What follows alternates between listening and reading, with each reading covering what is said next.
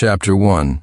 To save my childhood sweetheart, I suffered severe burns all over my body and became a hideous monster. But she thought I was just a meddler who had ruined her relationship with her first love. After we married, she often mocked my appearance in public and even brought her old flame home right in front of me. As I lay dying, she was still full of resentment. She said that if she could do it all over again, she would rather have died alone in the fire than have anything to do with me. When I opened my eyes again, I was reborn before the fire ever happened. This time, I chose to let them be together. 1. The smell of antiseptic filled the hospital corridor. Victoria Jones's parents were sobbing uncontrollably outside the burn unit's intensive care ward. It was as if my ears were stuffed with cotton. All the sounds around me became a muffled blur. I didn't snap out of it until my mother grabbed my hand. "Sincere, go comfort your uncle and aunt. They need you right now." I shook my head sharply, trying to clear the fog. Just then the attending physician came out, his expression grave, and told Victoria's parents to prepare themselves for the worst. The fire was too intense. The patient has third-degree burns on her face and neck. Although we were able to save her life, she will have permanent scars. There will be varying degrees of tissue atrophy and deformation. Even with plastic surgery, it will be nearly impossible to restore her original appearance. The implication was clear. Victoria's beautiful face, her greatest source of pride, was ruined. Victoria's mother collapsed on the spot. I subconsciously touched my own unblemished face. The skin was smooth, the contours sharp, exactly as it had been before. I had been reborn. In my past life, Victoria had run into a few thugs on her way home late one night. A boy happened to be passing by and came to her rescue. In such a helpless situation, his appearance was like a savior's descent from heaven. Soon Victoria fell head over heels in love with him, but the relationship made her parents lose sleep. They felt the boy's background was shady. At the dinner table that day, Victoria's parents started in on her again. What kind of decent person hangs around the neighborhood entrance in the middle of the night? He was probably in with those drunks. Victoria frowned and retorted, "I told you if he hadn't shown up, I don't know what would have happened. He saved you, and that means you can just date him? Vicky, you're too naive. Look at Sincere. Go ask his parents if they would let him get involved with some unknown." I kept my head down and ate, but I was suddenly dragged into the conversation. Before her mother could finish, Victoria slammed the door and stormed out. In this life, I remained in my seat, watching her retreating back without giving chase. In my previous life, I had chased her all the way to her rented apartment, arriving just as the fire broke out. I rushed into the flames to save her, but was struck in the face by a collapsing beam. From then on, my face was covered in grotesque scars, never to look the same again. Out of guilt, Victoria offered to marry me. "What about him?" I had asked softly. She shrugged nonchalantly. "My parents don't approve. Why force it?" She said it so casually, but after the wedding, she avoided me like the plague. Sometimes, when she was drunk, she would hold me and weep. Meanwhile, my scars became inflamed and ulcerated, leading to a severe infection that required extensive skin grafts. 2. One day, I overheard Victoria talking to her parents disfigured like that it would be better if he were just gone. How is Sincere Smith still alive? Everything I had done was born from a sliver of pity for Victoria, and yet she was cursing me, wishing I were dead. In despair, I floored the accelerator and crashed my car into a bridge abutment. A second before the car exploded, Victoria abandoned me and tried to escape on her own. But it was a death trap. Neither of us could escape. In her final moments, Victoria had shrieked, "If I could choose again, I'd rather be disfigured than ever meet you." Chapter 2. When I opened my eyes, I was reborn. This time, when Victoria left, I chose to stay and finish my dinner. I remembered how she used to say in my past life, her voice dripping with sarcasm, "If you hadn't been such a meddler and saved me, maybe we both would have been fine." She was right. The gears of fate continued to turn as they were meant to. As I was contemplating the unpredictable nature of life, a pained groan echoed from the hospital room. Victoria had woken up and could not accept that her beautiful face was destroyed. "Honey, don't touch the wounds. The doctor said the burns are severe. We're lucky you're alive." I looked over and saw Victoria trembling, trying to touch her face while her parents held her hands down. She was still desperately trying to reach for a mirror. She mumbled, "This isn't real. It's just a small injury. My face won't scar." Mrs. Jones turned away, sobbing silently. I felt a storm of conflicting emotions. Mrs. Jones had always treated me like her own son, showing me immense kindness in my past life. Seeing her like this now, I only hated that she had raised such a selfish daughter. I started to walk over to help call a nurse to calm her down, but Victoria glared at me venomously. "Get out, I'm fine. I don't need your fake sympathy." A nurse tried to intervene, but I stopped her. Now our roles were reversed. It was my turn to watch her suffer, completely unscathed. After our wedding, Victoria had become convinced that I had deliberately rescued her from the fire to trap her into marriage through moral obligation. From that day on, she hated me to her core. Once my scars were so inflamed that I couldn't sleep from the pain. I tried to get some medicine, but she had locked me in the room. I was sweating profusely from the pain, and when I looked up, I saw her reflection in the mirror as she watched me coldly from outside the door. In that moment, my heart died completely. A voice interrupted my thoughts. "Vicky, please stop this. Just focus on getting better, okay? Mom is begging you." Seeing Mrs. Jones trembling, I sighed to myself. Chapter 3. Victoria, your wounds are in the acute inflammatory stage. If you don't take care of them, the dermis will form excessive granulation tissue, causing the scar tissue to thicken and harden. The nurse glanced at me, puzzled, as if asking how I knew so much. I had experienced all this pain firsthand. Every single second was seared into my memory. This time I wanted nothing more to do with Victoria Jones. But my mother, mindful of our years as neighbors, insisted that I look after her. When it was time to change her dressings, the pungent smell of antiseptic and ointment hit me. I couldn't help but step back, while Victoria just bit her lip, silent, so concerned with appearances. How would she cope in the future? On the drive home, I casually brought it up. "That boy who was with you when you got hurt, how come he hasn't come to see you?" At the mention of him, Mr. and Mrs. Jones's expressions darkened. During the fire, the boy had abandoned Victoria and fled on his own. In the rearview mirror, I saw the light in Victoria's eyes instantly dim. After a long pause, she said coldly, "Ethan said he's busy with work these days.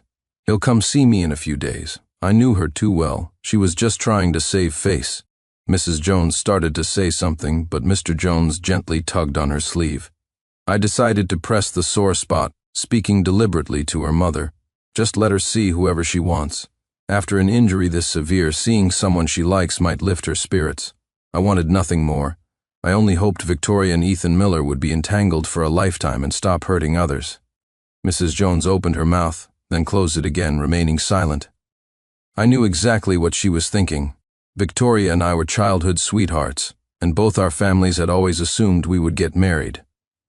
As for my feelings for Victoria, I thought about it, but I couldn't remember when I first started to fall for her. And when did that affection fade? Was it the time she publicly accused me of harassing her, all for Ethan's sake?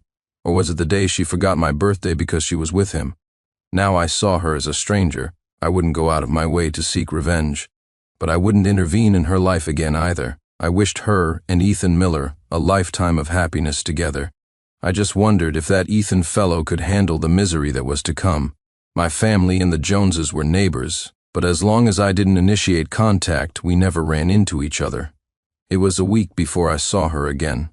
Victoria was taking a walk in the neighborhood, leaning on her beloved's arm, when she ran into my mother and me coming back from grocery shopping. Chapter 4. Auntie, let me formally introduce you. This is my future other half, Ethan Miller. Victoria's voice was filled with joy, and despite the thick gauze wrapped around her face, I could see the unmistakable smile in her eyes. My mother and I offered our congratulations, but Ethan quietly pulled his hand away from Victoria's grasp. "Vicky, don't say that," Ethan said, shifting his feet awkwardly. "My parents don't know about this yet." After so many years, Victoria finally wore the same blissful expression she'd had as a teenager. "As long as you're willing, we can get married tonight. Ethan, our marriage is already set." Watching Victoria bask in the happiness she had woven for herself, I didn't have the heart to tear through the fragile veil. When we got home, my mom was still sighing. That Victoria, she's had such a tough life. To think how beautiful she used to be, and now? I shook my head gently. This is the path she chose for herself. It was the same in every lifetime. I mumbled in agreement, but my mother kept looking toward our neighbor's house, sighing endlessly. "Your Uncle Richard is in such a pitiful state." Following her gaze, I saw Mr. Jones sitting alone in a wicker chair in his yard, his eyes vacant. I hadn't noticed when his temples had become streaked with gray. I remembered how in my past life Victoria always complained that if I hadn't interfered, she and Ethan would have had their happy ending long ago. When I retorted, "But you were the one who insisted on taking responsibility for me because I was injured for you," it only made things worse. I suppose that's the truth in the saying that a favor demanded becomes a grudge. She had stared at my face, her eyes dark and terrifying. "Sincere Smith, stop pretending you were clearly in love with me and did everything you could to marry me. You and my dad planned this together. You just wanted to use this to force my hand." I had remained silent. Me, Sincere Smith. I was a decent catch. Why would I need to destroy my own face for someone who couldn't see reality? Mr. Jones hastily wiped a tear from his eye and looked away. I lowered my head silently. To this day, Victoria naively believed that her meeting with Ethan was fated. She never knew that I had investigated in my past life and found out that Ethan Miller was just a social climber looking for a rich girl to latch onto. To run into Victoria, Ethan had waited on her route home countless times. Even the hero saving the damsel moment that had won her heart was nothing more than a scam he had staged himself. Chapter 5. Mr. Jones personally delivered the invitation to the engagement party. His eyes were filled with regret. Sincere, actually. I smiled, handed the invitation to my mother, and changed the subject. "Mr. Jones, my friend and I have opened a restaurant together. The grand opening is the day after tomorrow, so I have to head over there tomorrow."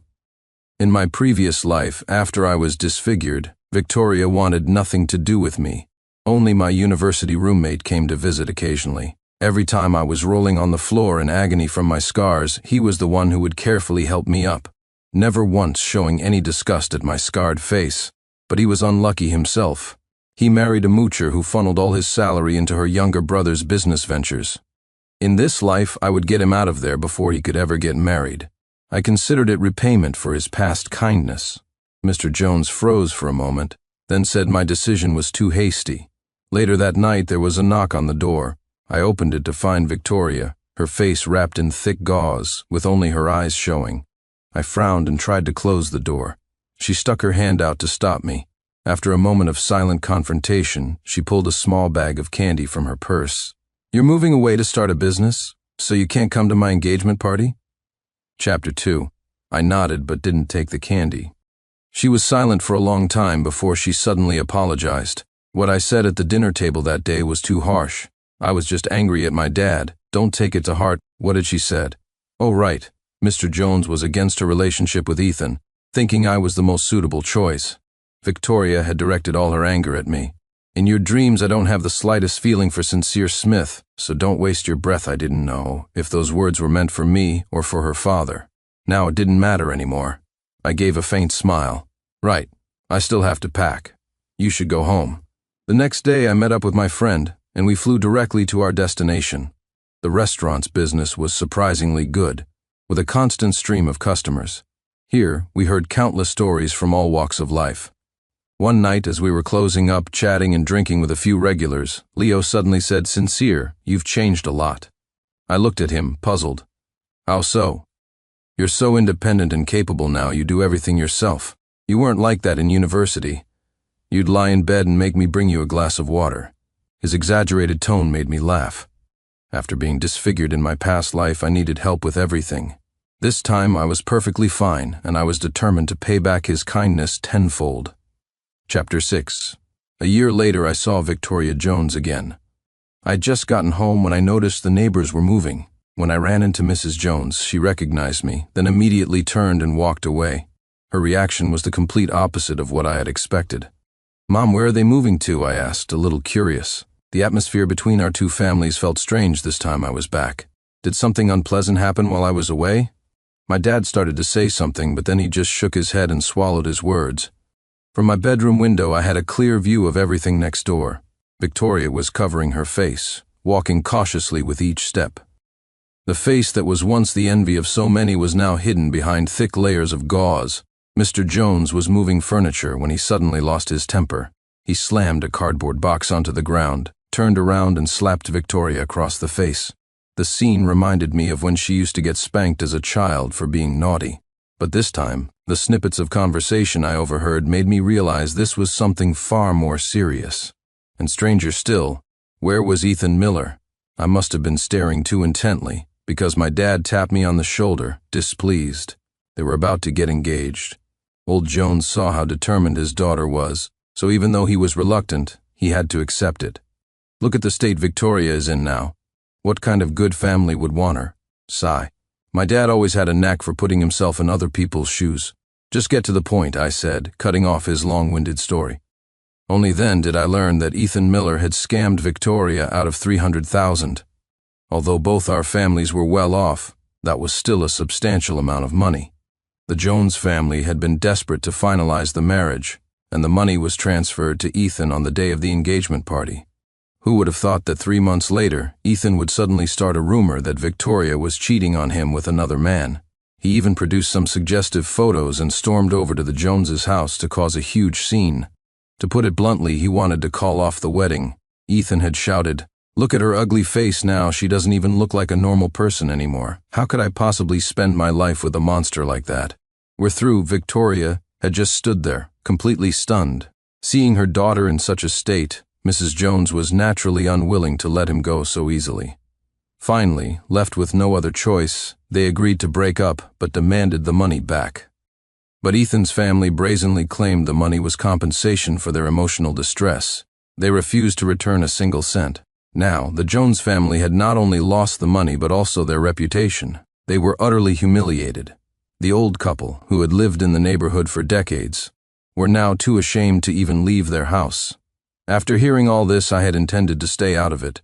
To my surprise, Victoria herself asked me to meet her in the neighborhood garden. I refused immediately, but my dad insisted I go and try to talk some sense into her. Victoria walked slowly, her steps faltering on the gravel path. Seeing me sitting there, unmoving, she seemed a bit awkward. "In your eyes, I must be a fool, right? The whole neighborhood is laughing at me now." My mind was on the braised pork belly waiting for me at home, so I nodded directly. That's right. She had lost a lot of weight in the year I'd been gone. Her clothes were no longer as exquisite as they once were. She looked completely disheveled. Victoria forced a smile and subconsciously touched the mask on her face.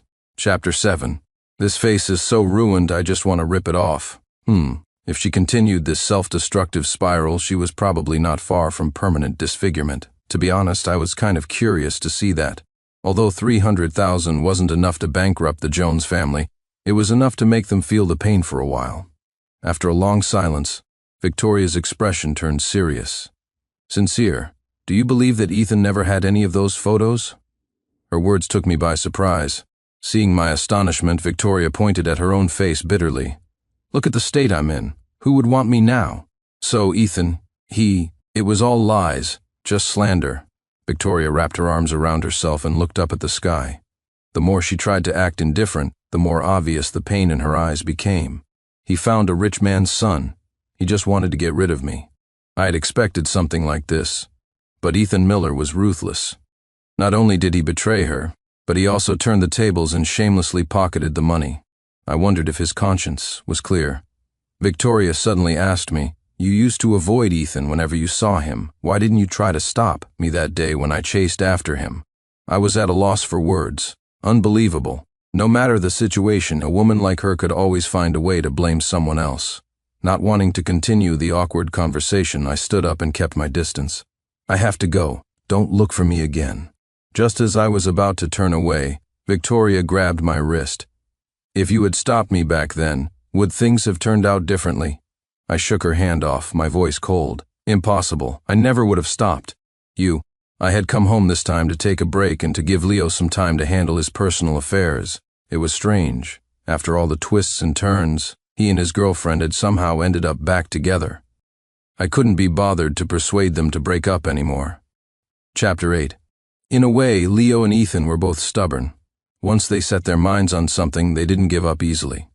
All I could do was offer Leo some support from the sidelines. In the 3 years we had been running the restaurant, Leo and I split the profits 50-50.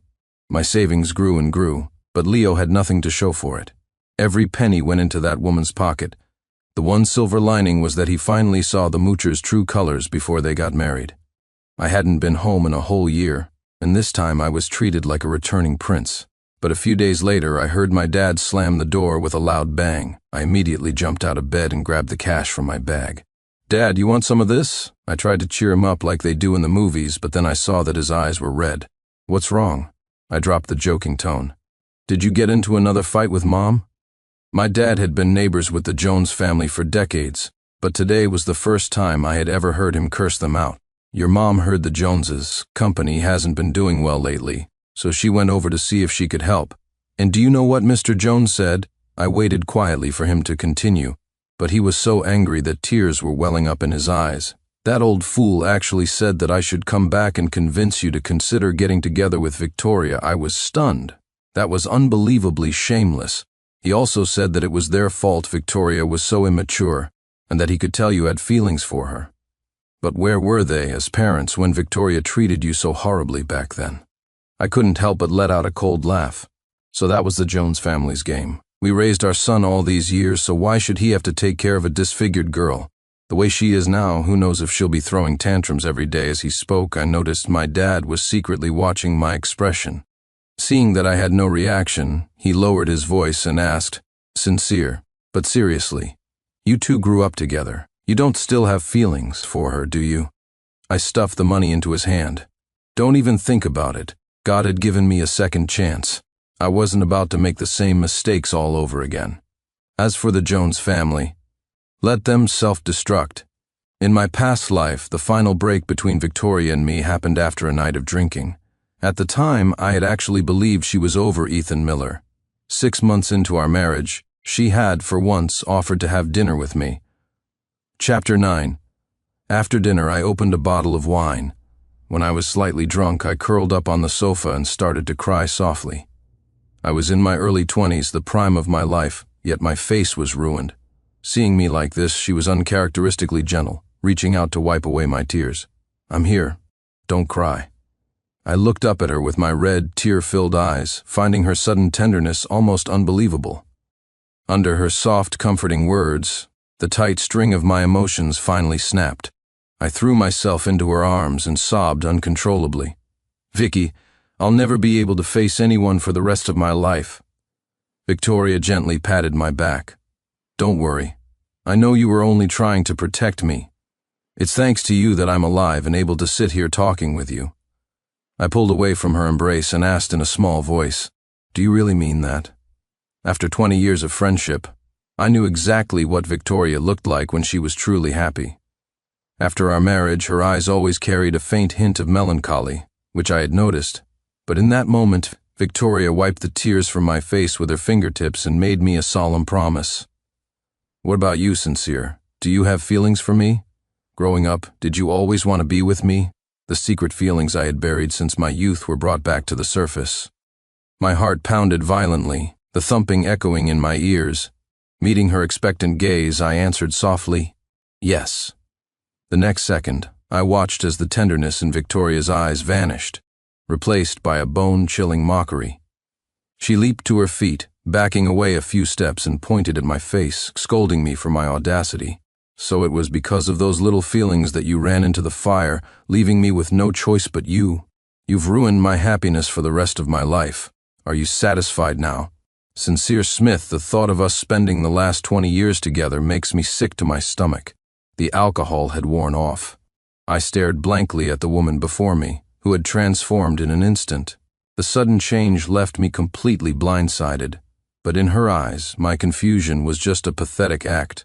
"Stop pretending. If I hadn't forced you, you never would have told the truth. Sincere Smith, when are you going to stop pretending to be a pitiful victim?" Then there was a loud bang as Victoria slammed the door and left. That night it felt as if she had ruthlessly trampled me into the ground.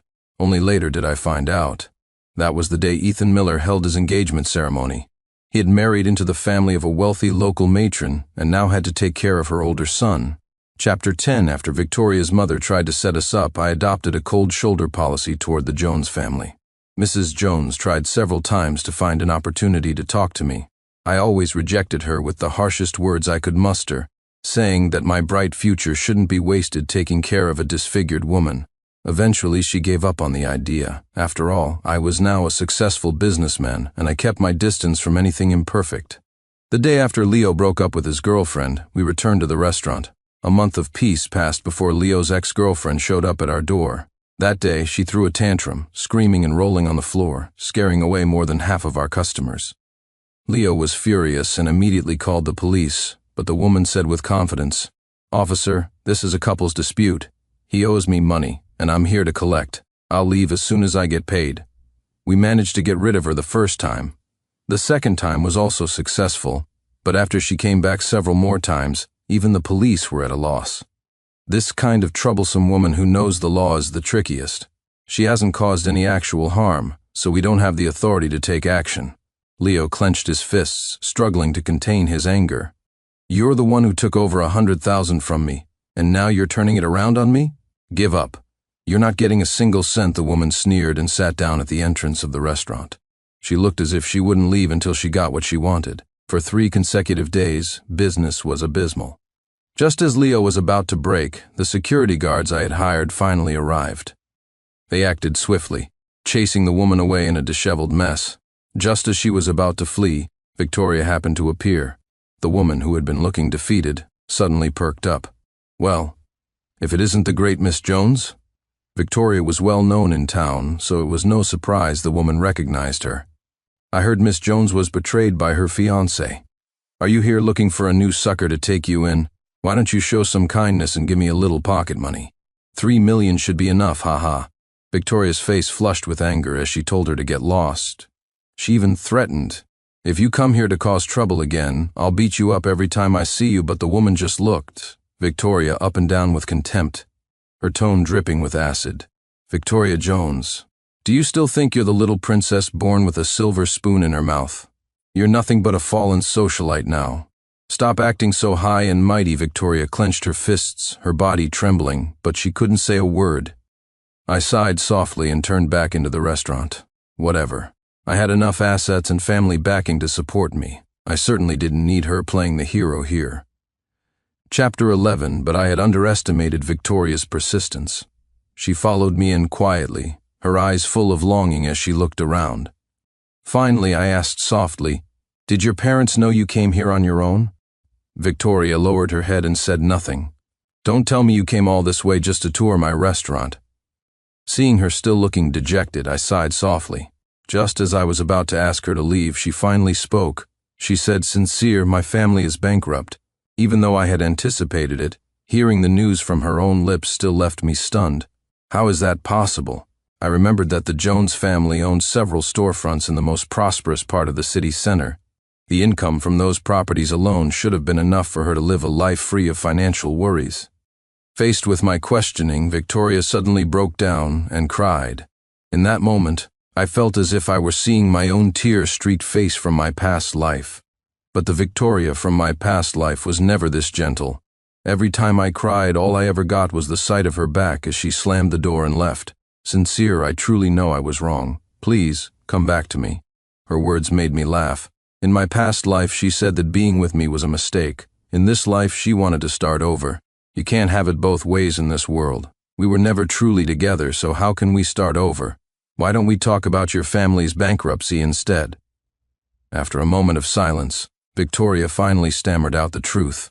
Victoria had wanted to rekindle our old flame.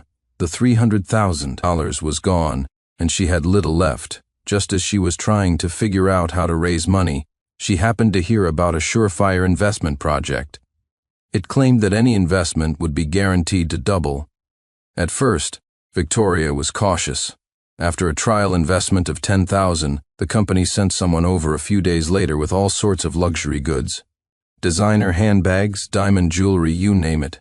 Blinded by greed, Victoria not only invested all her savings but also took out a huge loan. It wasn't until a month later that she realized something was wrong. By the time she fully understood she had been scammed, the fraudsters had vanished without a trace. The Jones family's years of accumulated wealth were gone in an instant. The bank repossessed several of their storefronts to cover the debt. The family of 3 was now struggling to even make ends meet. Chapter 12. Sincere, I really know I was wrong. I should have listened to my mother back then. If I had chosen you, my family wouldn't have ended up in this situation. I frowned in annoyance. You're just hopelessly stupid. It has nothing to do with who you married. No, it's not that. Victoria shook her head, and teardrops splattered onto my sleeve. I wiped them off in disgust as she continued. My dad found out. The scammers were sent by Ethan's wife. She wanted to ruin our family. Hearing this, I almost laughed out loud. I hadn't expected Ethan to be capable of such a move. After the Jones family went bankrupt, Mr. Jones fell ill and never recovered. Although my dad had grown distant from Mr. Jones over the years, he still went to the hospital to visit him in the end. He even called me, his voice heavy. "Uncle Richard was so good to you when you were little. Now he's had a stroke and is in the hospital. Do you want to go see him? We probably won't have much to do with him in the future anyway." A stroke. The situation was worse than I thought. Mr. Jones was paralyzed in his hospital bed, unable to move. His mouth was twisted and drool trickled down his chin. When he saw me, Mr. Jones immediately burst into tears. I couldn't understand what Mr. Jones was saying, but I didn't want to hear him bring up the subject of me marrying Victoria again at a time like this. I politely and distantly set down the fruit I had brought. "Mr. Jones, please focus on getting better. Things will eventually look up." My dad said nothing, just quietly peeled an apple. Chapter 13. Victoria's one bad decision had plunged her entire family into crisis. In my past life, after I married her, Mr. and Mrs. Jones treated me well at first. But later, because we remained childless for so long, they gradually grew cold. Now that Victoria's face was ruined, they still wanted us to get back together. I simply couldn't bring myself to be pleasant to them. But my dad's heart softened. He paid for Mr. Jones's hospital bills and even hired a full-time caregiver to look after him. When he got home, he was still sighing. "Mr. Jones has had a pitiful life. He used to take care of stray cats, so how did he end up like this in his old age? It's all that good-for-nothing daughter of his, Victoria. Son, is there any hope of getting back the money they were scammed out of?" "Theoretically, yes, but it would be very difficult. This was a meticulously planned act of revenge by Ethan. The money had most likely already been moved. Sincere, forget about Victoria, but your Uncle Richard's future medical expenses are no small sum." I lowered my eyes. I didn't care about Mr. Jones's medical bills, but I suddenly had a strong desire to meet this Ethan Miller. Chapter 14. The wealthy matron he had attached himself to was a well-known powerful figure in town, so I certainly wasn't going to act rashly. But as they say, the wicked can't escape justice forever. I discovered an unspeakable secret between Ethan and his stepson. When we met at a coffee shop, he gave me a contemptuous smile the moment he saw me. "Well, look who it is. I crushed you years ago, and now you dare to come looking for trouble?" I didn't say anything, just gestured for him to sit down and talk. Ethan probably wanted to see what kind of tricks this loser could pull, but when he saw the photos on my phone, he froze on the spot. "Sincere Smith, what is the meaning of this?" I casually tossed my phone on the table. "Nothing. I just wanted to ask how you managed to swing both ways. With a mother and son, no less. How very progressive of you." Ethan grabbed the phone, intending to delete the photos. Unfortunately for him, it was my phone's wallpaper. Without the password, he was helpless. "Sincere Smith, are you that pathetic? Our feud was over so long ago. Why are you trying to make a scene now? You're just jealous that my life is better than yours, right?" I raised an eyebrow. It was true that I didn't want to see him living a life of luxury. After all, he was partly responsible for the tragedy of my past life. After our marriage, I had caught them secretly hooking up on multiple occasions. But his life now, from my perspective, wasn't all that great either. The wealthy matron wore heavy makeup and had sadistic tendencies. Everyone in their circle knew she enjoyed torturing people. Her son was even more depraved, and the photos were too graphic to look at. So I got straight to the point. "The Jones family's funds were stolen by people working for you. I want you to return it now." At these words, a sarcastic smile spread across Ethan's face. He burst out laughing, wiping the corners of his eyes dramatically. "What, still fighting for that ugly woman? Sincere Smith, don't tell me you're still hung up on her. How pathetic. It seems you haven't met many decent women in your life." My brow furrowed. I could ignore the other insults, but the insinuation that I still had feelings for Victoria was something I would not tolerate. I stood there with my hands in my pockets, my voice ice cold. "Ethan Miller, besides climbing your way up by using women, what else are you good for?" Ethan looked smug. "You rich kids are so high and mighty. What right do you have to look down on me? What's wrong with me climbing the social ladder? You people were born with silver spoons in your mouths, corrupted by money from the start, and you have the nerve to call me greedy? Sincere Smith, No matter how rich you are, I still crushed you, didn't I? A cold smile played on my lips, my gaze as sharp as a knife. Since you already got what you wanted, why are you still relentlessly persecuting them? It's nothing more than your pathetic pride getting in the way. Ethan's face instantly turned ugly, and he threatened me viciously. If I can ruin the Jones family, I can ruin your family too. Chapter 15. I slowly unlocked my phone. The photos reappeared before Ethan's eyes, and my voice was indifferent. Transfer the money to my account by 6 o'clock tomorrow evening. If I don't receive it, I'll have to share these wonderful pictures with everyone. With that, I turned to leave. As I passed him, I deliberately lowered my voice. Didn't you go to great lengths to win over Victoria Jones? What's this? Treating your former meal ticket like this now? Are you trying to completely erase that dark part of your past? I hadn't taken more than a few steps before I heard the sound of a glass shattering behind me. I sneered. So what if he had latched onto a wealthy matron? He was still the same impulsive hothead, nothing more than a clown. The next day, the transfer arrived in my account as scheduled. I immediately transferred the money to my mother. Should I give this to Mrs. Jones? I shook my head gently. Mom, after you return this money to them, let's just let it all end. We and they are from two different worlds now. My mother was silent for a moment before finally nodding. Okay. With Mr. Jones bedridden, would Mrs. Jones really stay by his side forever? With that kind of parenting, it was no wonder they had raised a daughter as malicious as Victoria. But none of that had anything to do with us anymore.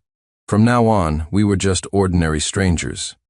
Afterward, my mother completed the transfer, and then she and my father came to help me manage my new restaurant. Chapter 16. This was also our way of distancing ourselves from the Jones family. One day 2 years later, Leo cautiously told me that he had run into Victoria when he went back to our hometown. She's working on a factory assembly line now, as a packer. She wears a mask to cover her face. You know how it is in that small town where news travels fast. As soon as word got out that Victoria was disfigured, my annoying ex made a point of going to bother her.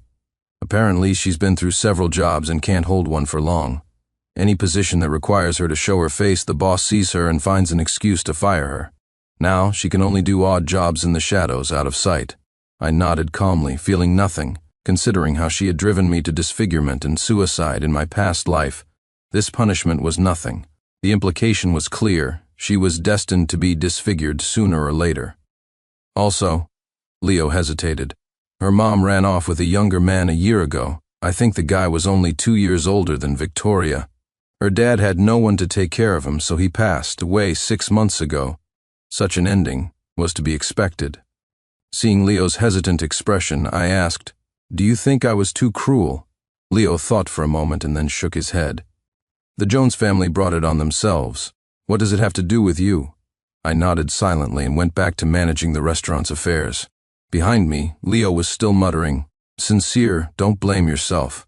Sympathizing with a woman like that will only bring you bad luck." He was right. Fortunately, in this life, we had both escaped that miserable past and been given a new beginning.